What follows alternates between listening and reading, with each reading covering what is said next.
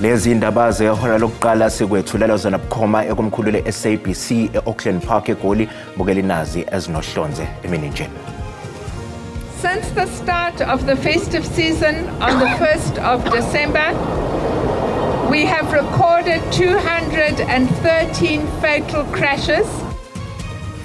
Ungqongqoshe wezokuthutha uBarbara Chris uhola kuhlelo lwezivimba mgwaqo emgwaqweni onguthela wayekwe N1 njengoba isiqalile imikhankaso ke ezoqinisekisa ukulandelwa kwemithetho yomgwaqo ngamaholide asehlobo.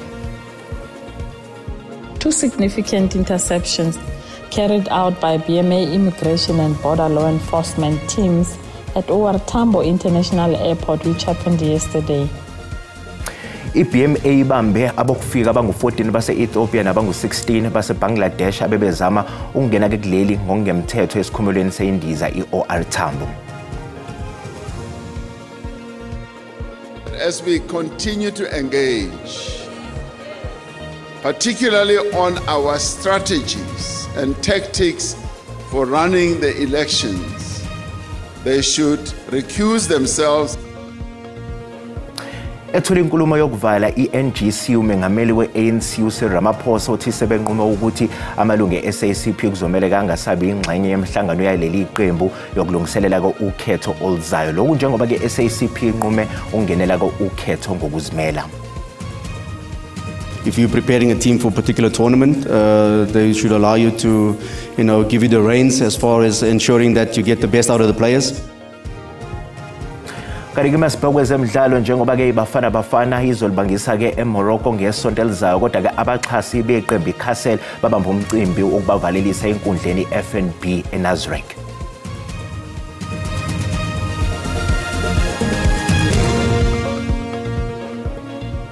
Ukuthola kube kwembukeli ngiyakwamukela ke ezindabeni zehora lokuqala ezenqoqa phambili kanti futhi ke ezihamba phambili la ku SABC 1 eMzansi for sure kanjalo ke na ku SABC le high igama lami nginguDaud Phungula.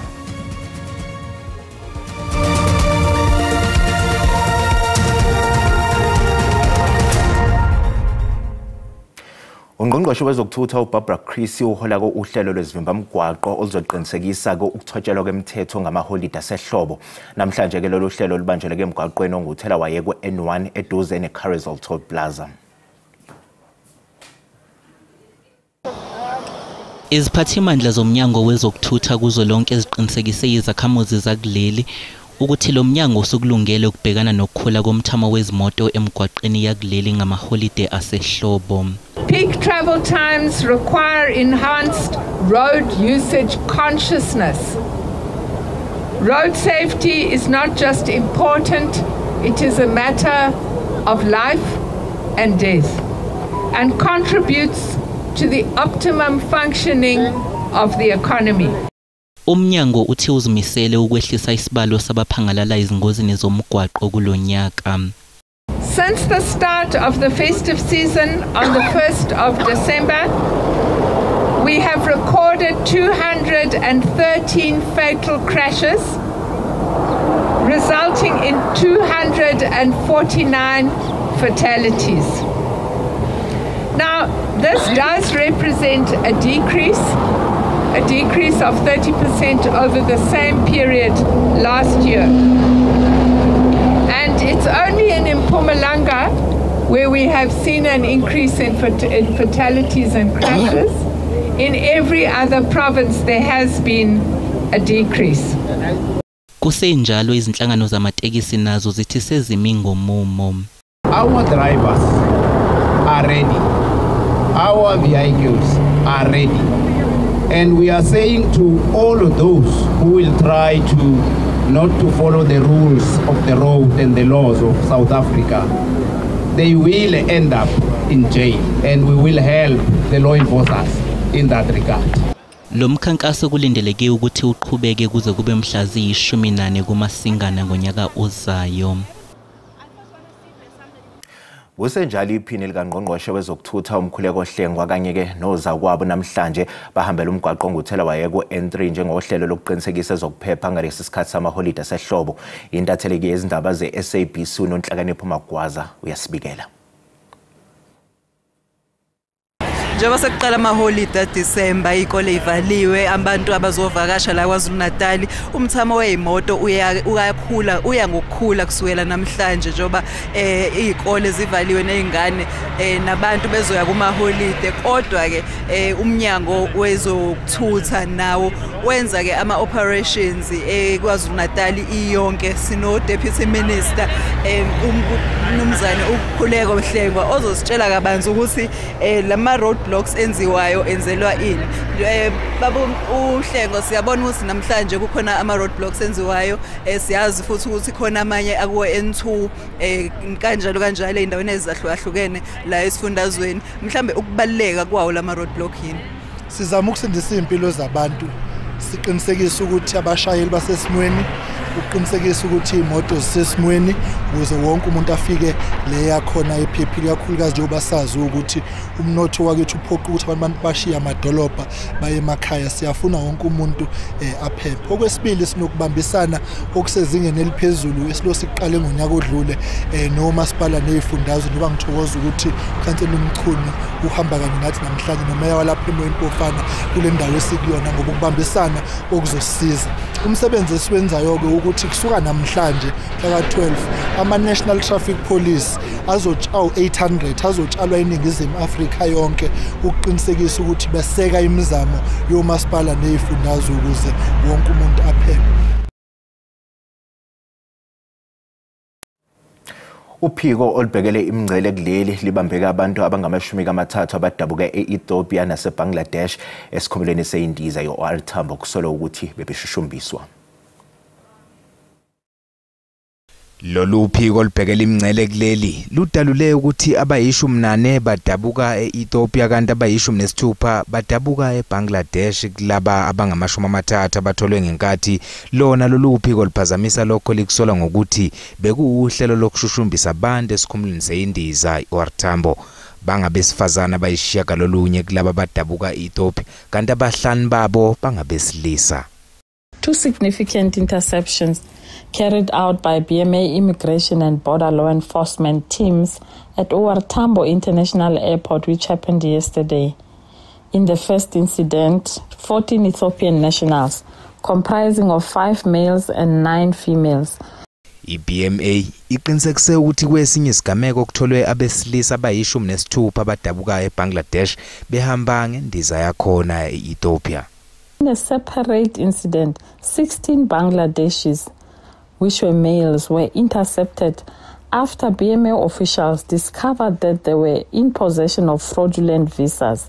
The group arrived in another Ethiopian airline flight and were identified after officers noticing them blending suspiciously among South African travelers in the Maize area. Lona okhulumela iBMA unxuse iphathimandla ezikhumulweni zeindiza ukuba zibhekisisa imininingwane ukuze kugwenywe izimo ezifuze lesi.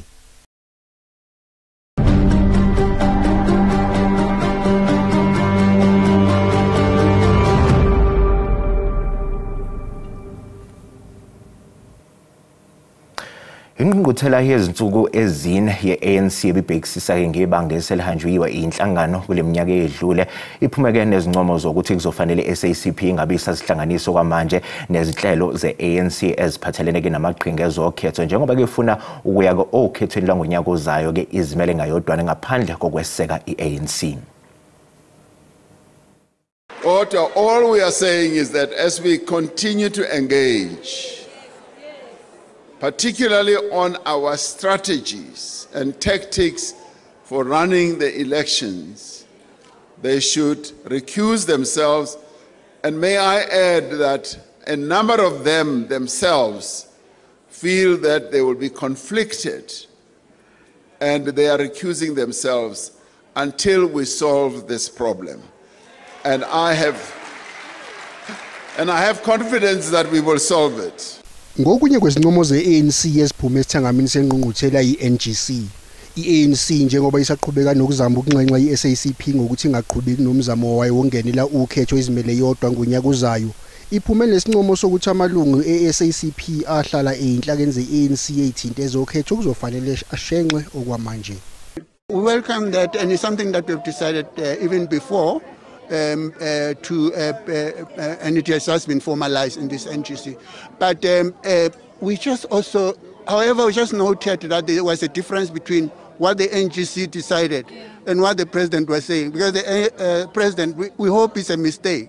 The president was saying members of the SACP must not sit in their strategic decision structures and also in the election. We don't know how that is going to work. uMengameli Ramaphosa ubalule achaze njengokunye kwamazwi belavelele okuvuselela nokuzihlela kabusha kwenhlangano.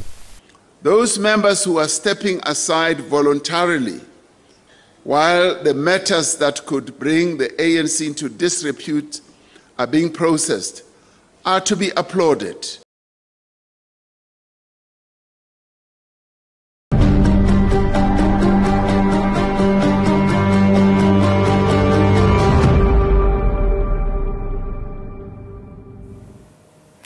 Isiphuthuliwe inhlolokhono yabantu abayisithupha abagaqeleke isikhundla sokuba ke inhloko yophiko olushushisa amacala omphakathi iNPA. Kwabathathu kwabokugcina abaphekwe ngembuzo kubala kwabe eyinhloko yophiko oluphenyeka amacala enkohlakalo kweNPA uAdvocate Hermione Cronje kanye nowabeke eyinhloko yalolu phiko iminyaka emibili uAdvocate Menzi Sikhakhane. Seluphothuliwe uhlelo lwenhlolokhono yokufuna inhloko yophiko olushushisa amacala omphakathi alandelayo. Wayinhloko yophiko oluphenya inkohlakalo iIDEC uAdvocate Cronje obeyingxenye abathathu abahlonywe ngembuzo usetshele ithimba elijutshwe ukuba lingxenye yenhlolokhono ngezinselelo zokwentuleka kwamakhono kwiNPA. They will continue to be frustrated with state capture prosecutions because I am not convinced that we have the skills. There are a lot of other issues. It's not just skills, but the skills to put together the kind of charge sheets, the kind of indictments that are needed, I don't know that we have in the NPA. Ebuzwa ngobudlelwane bakhe no-Advocate Shamila Batohi uCronje uthi wahamba kahle ophikweni iNPA. One of the articles written about the split or my departure was that it was a cat fight, and I was deeply offended by that. uCronje ulandelwe nguAdvocate Menzi Simelane wake wabamba lesi sikhundla ngonyaka u2012 eqokwa wayengumengameli uJacob Zuma nokuyisinqumo esachithwa inkantolo yomthethosisekelo. Ebuzwa ngalokho Simelane ubeke kanje. There's no technicalities that was getting into. And I resist your temptation to want to avoid the issue, because I want to make these issues that Dr. Chinola raised an issue for you as this panel to think about. uAdvocate Xolisile Khanyile naye ogaqelele lesikhundla ubhekane nemibuzo enzima kanti ke lesikhundla sizovuleka ngoMasingana ngonyaka u2026 ekuthatheni umhlala phansi kwalowo sesikhundleni njengamanje uAdvocate Shamila Batohi. Mbukeli ke sixolise empeleni omunye obephiwa ngembuzo nguyeke uAdvocate Menzi Simelane hayi Sikhakhane. Okwamanje ke mbukeli sisathi iqhu ezitolo kanti kumasibuya sizokuphathela ke uWT. Lokunye kusilesikhonile ukucoca nyalo sikubeke bomakhelwane so lokuningi vele konakele. Inhlangano engenza inzuzo iGift of the Givers ihlinzeka ke ngosizo kubantu abakhahlenyezwa ke imvula enamandla ecekele phansi kezindlu nengqalazizinda emqoka komasipala iNkomazi eMpumalanga kanti ke kushone abantu abahlanu ngenxa yemvula.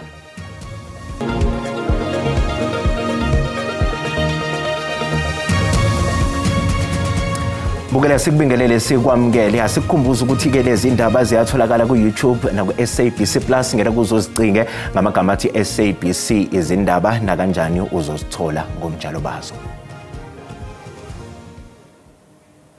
uAdvocate Thembeka Ngqokayithobi yaqhubeka nokupheka ngembuzo Advocate Shamila Batohi esigcaweni ke esiphenya ngobuqotho benhloko yeNPA eSouth Gauteng uAdvocate Henry Chauke.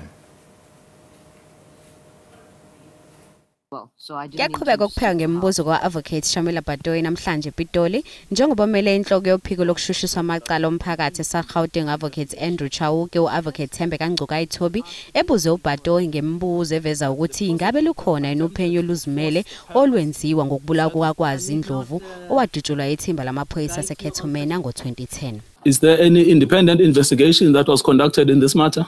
There wasn't. There was no independent investigation. There was no independent investigation. UNgcukayi-Thobi usola Advocate Batoyi ngokuba nesandla ekuvimbeleni abazali bakwazi Ndlovu ukuthola ubulungiswa. Well, I would imagine you would remember this because the letter is dated the 12th of December 2024. It's a fairly recent occurrence. You would know why you elected not to conduct an independent investigation despite the grave accusation brought to your personal attention by a grieving parent. UNgcukayi-Thobi uphinde wabuza uBatoyi ukuthi kungani kungadalulwanga ukuthi kunesikhalo sokugodla kofakazi obhekene nongumshushisi wecala. Why have you not disclosed that there was a complaint of suppression of evidence against the prosecutor who prosecuted this case? The DPP looked into the matter and sent me a report on the matter. And I can assume that because of what she said in the report, we didn't consider it necessary in the circumstances. Advocate Ngcukayi-Thobi uyaqhubeka nokupheka ngemibuzo Advocate Shamila Batoyi. Inkantolo ephakeme eseGqeberha e-Eastern Cape isichithile isicelo se-NPA sokwedlulisa isinqumo sokukhipha phambili umfundisi wedabuko eNigeria uTimothy Omotoso. Omotoso kanye-ke naye esola nabo uLusanda Sulani noZukiswa Sitho bakhishwa-ke phambili amacala nokudlwengula kanye nokushushumbisa abantu. Esinqumweni-ke sethulwa-ke ngoMbasa kulonyaka ijaji uMS Kuman labalula-ke ukuhluleka kombuso ukuhlinzeka kubufakazi obuqanda ikhanda laphinde-ke lakhala-ke ngokuziphatha kwe-NPA ngendlela yabe isingetheke ngayo leli icala. Umbuso kusamile-ke ekutheni-ke ijaji uSkuman lenza-ke iphutha ngokuthola-ke Omotoso naye esola nabo bemsulwa kuleli icala. Omotoso kusaluflathela-ke lakuleli waphindela kwela kubo eNigeria. This is a judgment in the case of the state versus Omotoso and two others. I'm just going to read the order.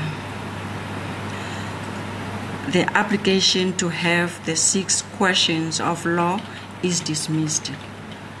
I hand down the judgment.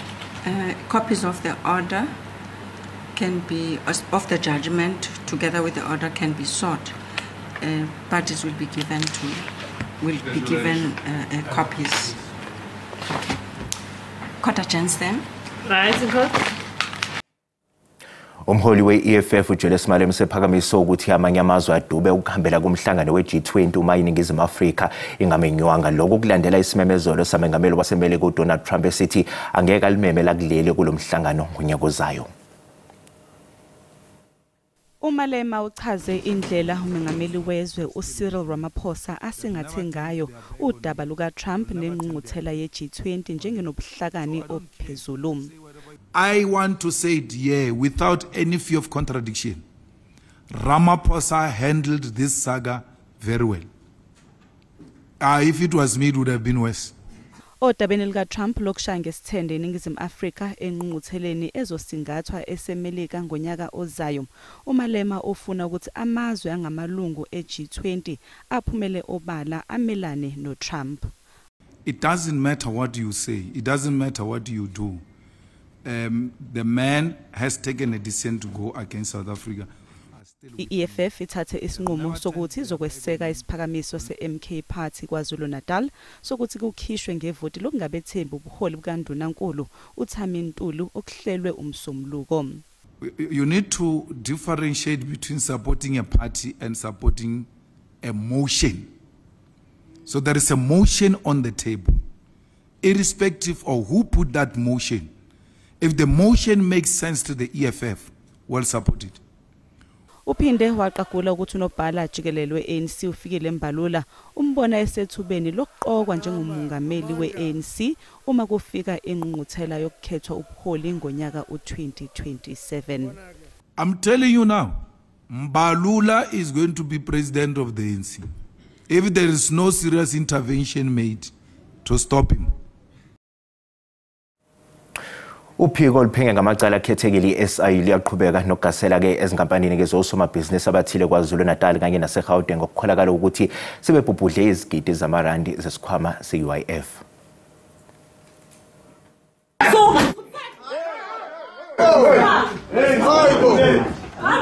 Ubethu ukuthela eganweni wabo somabhizinisi wesifazane ngesikhathi kugasela ithimba labe Special Investigating Unit. Lo somabhizinisi usabise umthwebuli wesithombe we-SABC. Abe SIU namaphoyisa bebegasele ezindaweni ezehlukene ngesikhathi esisodwa. Lona wesifazane kuthiwa wathola izigidi zamarandi ngokungemthetho. They were providing UIF with some false information and then ghost employees, and they siphoned an amount of about 161 million rand. Therefore, one of the people that we are following is in this apartment, and that person has received about 18 million of that 161. We are doing this search throughout the country, mainly in KwaZulu-Natal and in Gauteng. I-SIU ithi lolu phenyo luqale ngonyaka odlule. Kuthiwa izinkampani ezafaka izicelo ku-UIF ziqale ukuthola imali ngo-2020. Le mali kuthiwa yayibekelwe ukusiza izisebenzi ezabe zikhahlamezwe i-lockdown ngesikhathi se-COVID-19. Kuthiwa ke kusaphenywa nezinye izisebenzi zakwa-UIF ngalesigameko. The syndicates, when they were communicating, because we've seen their WhatsApp group that they were communicating on, and they were clear that they have got people inside that are working with them. Kushaqwe ama-laptop kanye nomakhalekhukhwini ngesikhathi kugasela leli thimba le-SIU. NginguSimphiwe Makhanya, wezindaba ze-SABC, ngise-Scottsboro. Kushona abantu kabahlanu ngemva kwemvula ke namandla ehlasele ke izindawo ke eziyishumi ezakhele kumasipala iNkomazi eMpumalanga. Inhlangano ke ngenza inzuzo iGift of the Givers ibambisene ke nomasipala waseNkomazi banikele ke ngosizo emndenini ekhahlamezekile. Inhlangano engenza inzuzo iGift of the Givers inikezele ngosizo emndenini ekhahlamezekile. Ithi izoba kule ndawo kuze kube ikusasa ukuze iqhubeke nokuhlinzeka izakhamuzi ngosizo oludingekayo. We activated on Wednesday that there was a disaster here, and then yesterday we did our assessment. What we saw on the ground was very bad. Roofs were gone, furnitures were damaged, they lost food. So the second team was busy loading in Joburg, and then they are here today to provide aid. We're going to be here until tomorrow, providing the aid, because apparently it's about 10 villages that were affected. So we're going to be on the ground until tomorrow. Ukhulumela umasipala waseNkomazi uSarapinga udlulisa amazwi enduduzo emindenini. Yeah, certainly we lost about 3 people who drowned. We also got the report that there are 2 who were electrocuted and they also died. Then the number means that it has grown up to 5. It is a very sad situation that we are faced with as a municipality. Our condolences to the bereaved families. We are trying our best as an institution to help those affected families. Remember, it is an act of nature. No one planned for this. Isakhamuzi sithi bazamile ukucosha lokho abakwazi ukucosha kodwa okuningi kucekeleke phansi. So ngawusibeyina kakhulu imvula ngathi mangiphuma ngale ngoba benginebantwana ngale ngivalile vele kunemoya lomkhulu lemvula amanda ayangena nangale kimi lapha. Sathatha ingubo savala umnyango ngathi mangiphuma ngala mase yamkile ngathola ukuthi indlu vele seyiwile konke sekumoshakalile vele. But lokunye ukuthi lesikhonile ukucoca kenyalo sikubeke kumakhelwane so lokuningi vele konakele. Kunxuswa abazali kuba baqaphele izingane njengoba izikole zivaliwe zingasondeli ezindaweni ezinobungozi.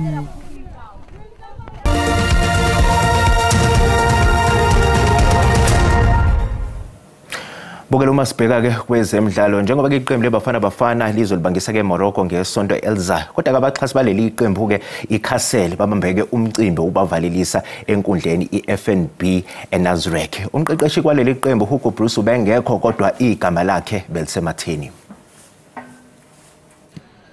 Njengoba sekusele isikhathi singaphansi kwesonto siBafana Bafana libangise eMorocco umqhudelwano iAfcon, umqeqeshi weBafana Hugo Bruce usesithole isifakobishini ngenkulumo yakhe emva kokufika kwabambekezela imbokazi sekudlula isikhathi enkanjini.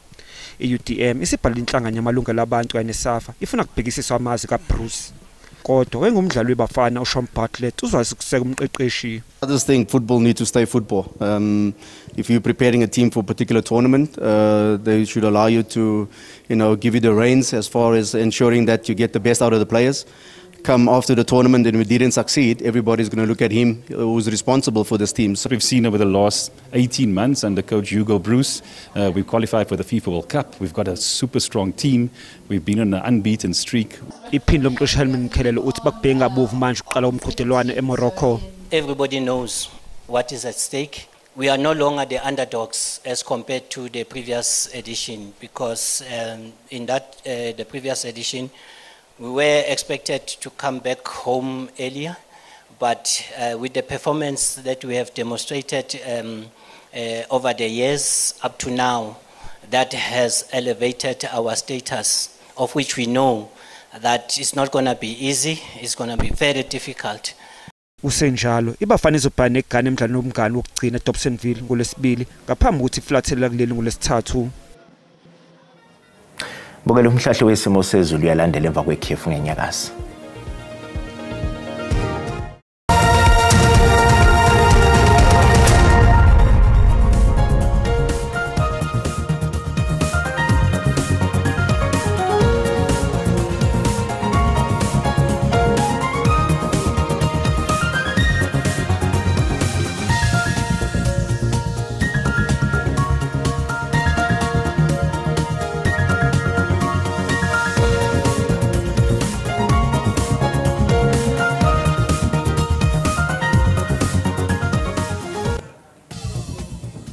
Mbukeli ke sizibeka lapha ebese kuphathele zona, mbukeli ke usale kahle.